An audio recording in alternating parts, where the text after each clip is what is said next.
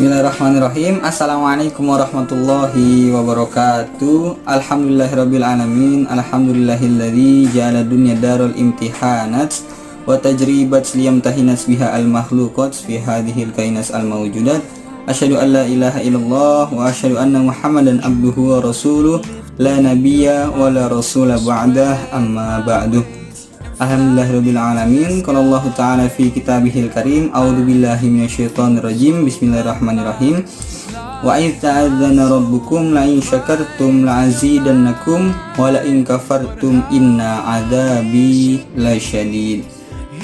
Teman-teman yang saya hormati, teman-teman yang dirahmati oleh Allah Subhanahu wa taala, hari ini saya akan menyampaikan tema bersyukur tak bertepi. Karena pada dasarnya banyak sekali momentum atau kejadian pada saat ini yang memukul atau menyadarkan orang-orang yang sempurna dalam jasmani dan rohaninya, namun tidak memiliki kesempurnaan dalam beraktualisasi dalam kehidupan atau tidak bersyukur terhadap nikmat Allah Subhanahu wa taala.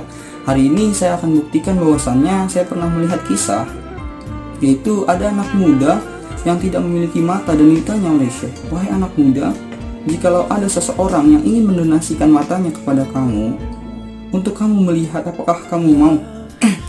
Terus kata anak mudanya, "Saya tidak mau. Pemberian Allah yang sempurna ini saya akan syukuri. Karena dengan mata yang buta ini saya tidak lagi akan maksiat pada Allah Subhanahu wa taala dan mempercepat untuk bertemunya saya pada Allah Subhanahu wa taala." Dan saya pernah mendengarkan kisah bahwasannya ada seorang yang tidak memiliki kaki namun mengikuti lomba lari. Ini hal yang tidak mungkin terjadi namun ada di dunia nyata. Orang yang tidak memiliki kaki namun dia mengikuti perlombaan lari. Dan bahkan ada orang yang tidak memiliki kaki dan tangan, dia memotivasi orang yang sempurna.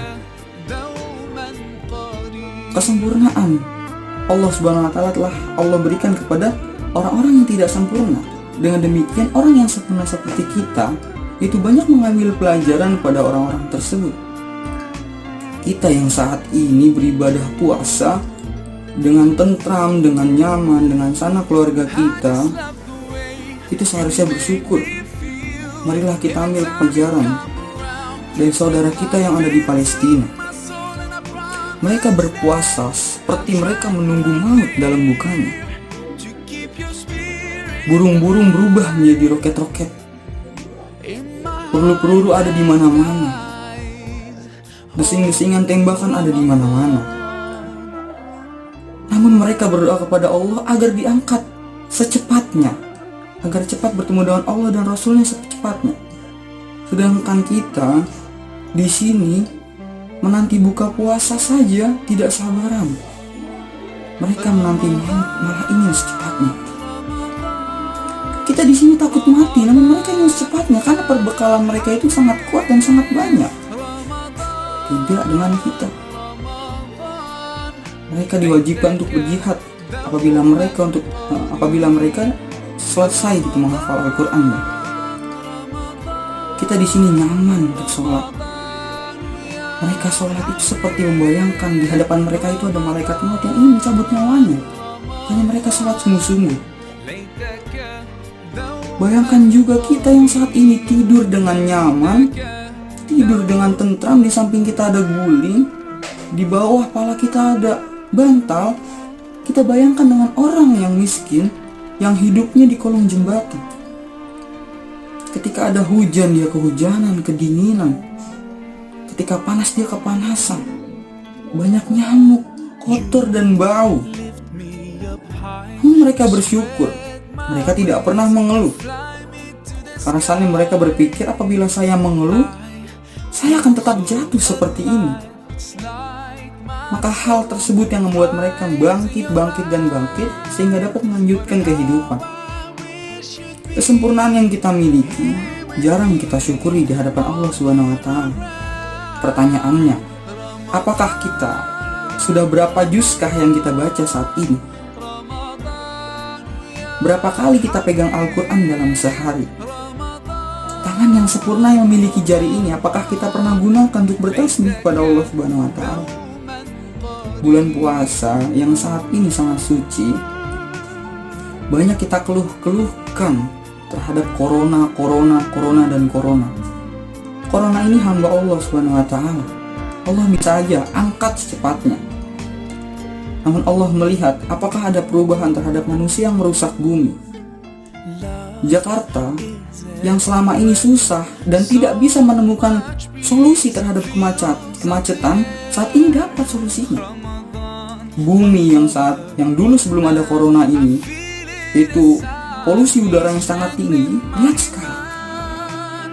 Kita yang saat dulu Ramadan banyak kegiatan sehingga kita lupa berbuka dengan keluarga kita di rumah, namun saat ini kita berbuka dengan keluarga kita. Bukan keluhan yang harusnya kita keluarkan. Kita saat ini dijauhkan oleh manusia karena Allah punya rencana. Allah dekatkan dengan Allah Subhanahu wa Ta'ala. Allah itu kangen sama kita, Allah itu rindu sama kita. Allah itu pengen ngelihat kita tuh sujud di tengah-tengah malam, di pertengahan malam, di sepertiga malam, berdoa bermunajat sambil nangis pada Allah Subhanahu wa Ta'ala. Namun saat ini kita lupa keluhan yang kita keluarkan. Dulu kita ketika kuliah, kita sangat bosan, pengen libur. Allah kasih libur panjang, masih saja mengeluh. Dulu ketika kita kerja, kita juga pengen libur, pengen ada tugas, pengen segala macam, pengen ketemu keluarga, pengen main sama anak dan lain-lain. Ketika kita diliburkan panjang oleh Allah Subhanahu wa Ta'ala, kita ngeluh. Marilah kita ambil kesimpulan dari pohon mangga. Pohon mangga ketika menghasilkan buah, ditimpuki oleh orang, ditusuk oleh galah, dia tetap mengasih kebaikan, itu berupa buah. Matahari, jikalau dia mengeluh, dikata-katain oleh penduduk bumi, ini panas. Kenapa ini panas sekali segala macam? Apabila matahari ngambek nih, nggak ada sinar lagi nih, amat sudah. Semuanya adalah rencana Allah. Segala hal yang telah Allah bentuk di muka bumi ini mempunyai manfaat, dan manusia pun termasuk di dalamnya. Innal insana khuliqa halu'a, idza massahu syarru jazua wa idza massahu khairu. Manusia itu diciptakan dengan keluh kesah. Jadi kita terus mengeluh saja terhadap kehidupan. Kita tidak pernah membayangkan orang-orang yang di bawah kita. Kita hanya melihat orang-orang yang di atas kita.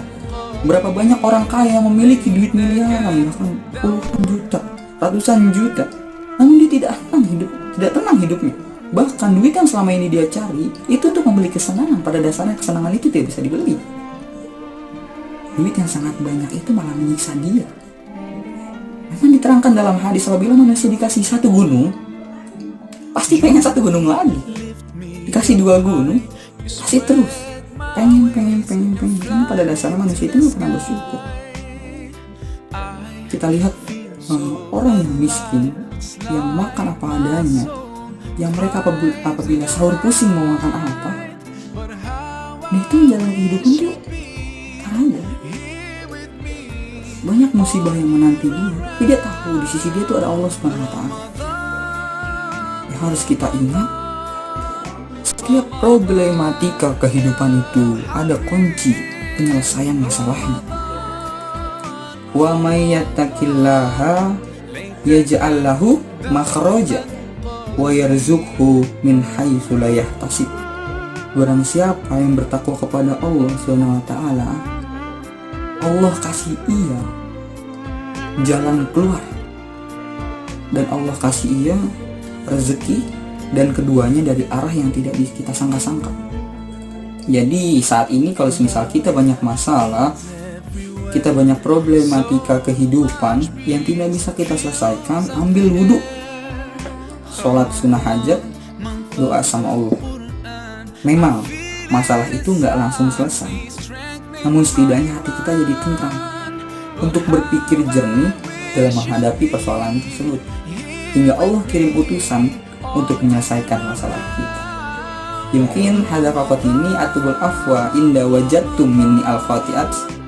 Syukran lakum manajah fi saumikum, asallahu ayja'alana minan najihin fi saumina, asallahu ayja'alana minat taqwa fi saumina, asallahu minal mustaqbalin fi saumina.